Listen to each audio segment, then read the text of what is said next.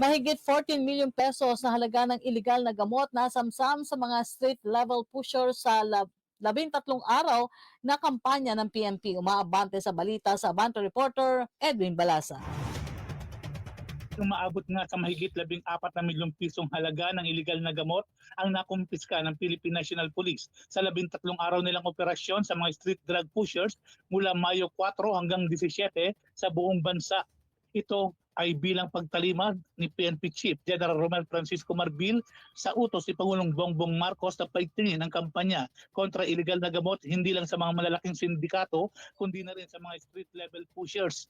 Sa inilabas na statement ni Marbil, nagsagawa ang PNP ng 664 anti-illegal drug operation mula May 4 hanggang 17 na ikinaaresto ng 558 individual na sangkot sa street level drug pushing.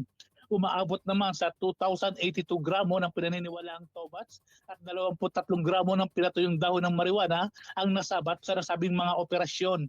Nanawagan naman si Marbil sa publiko na manatiling aktibo at mapagmatsyag at agad i-report sa pulisya ang mga drug-related activities sa kanilang lugar. Hindi lang kasi ito kampanya ng gobyerno, laban din ito ng komunidad upang masiguro na payapa ang ating lugar kontra sa iligal na gamot. Paliwanag pa ni Marbil. Ako si Edwin Balasa ng Abante Radio. Ito ang balitang mabilis, mabangis, walang mintis. Abante Radyo Balita sa tanghali.